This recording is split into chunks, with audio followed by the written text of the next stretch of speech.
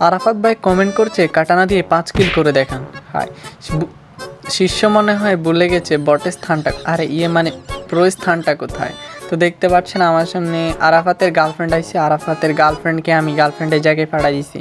আরাফাত তুমি next time challenge দেওয়ার আগে 10 বার ভাবিও, তুমি জানো না তুমি কারে চ্যালেঞ্জ দিতেছো। তারপর আমরা পিকের মধ্যে চলে এলাম। পিকের মধ্যে দেখলাম আরাফাতের ছোট ভাই সামনে দাঁড়ায়।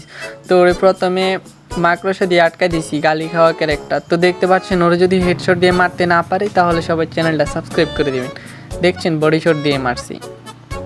তো দেখতে পাচ্ছেন একটু পরে ওইখানে একটা প্লেয়ারের নেট খারাপ, দেখতে পাচ্ছেন ওই মনে হয় ওর গার্লফ্রেন্ডের লগে কথা হইতেছে। ওর গার্লফ্রেন্ড মনে হয় ওরে কল দিছে, এই জন্য ওই ব্যস্ত। তাড়াতাড়ি ওরে আমি ক্যারেক্টারটা মাইরে দিই। ভাই কিছু করার নাই, সরি। তুমি যদি ভিডিওটা দেখো ভাই, বুঝলাম না গার্লফ্রেন্ডের পাওয়ার এতটাই যে ওই মরতেছে না। ও সরি, আমার 999।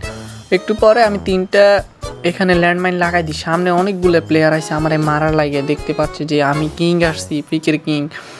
তো সবাই চ্যানেলটা সাবস্ক্রাইব করে দিন। দেখ ওরে পাই ওই তো ল্যান্ডমাইনে ডাউন হয়ে গেছে। দেখেন ওর যদি ক্লিয়ার করতে না পারি সবাই লাইক করে দিবেন।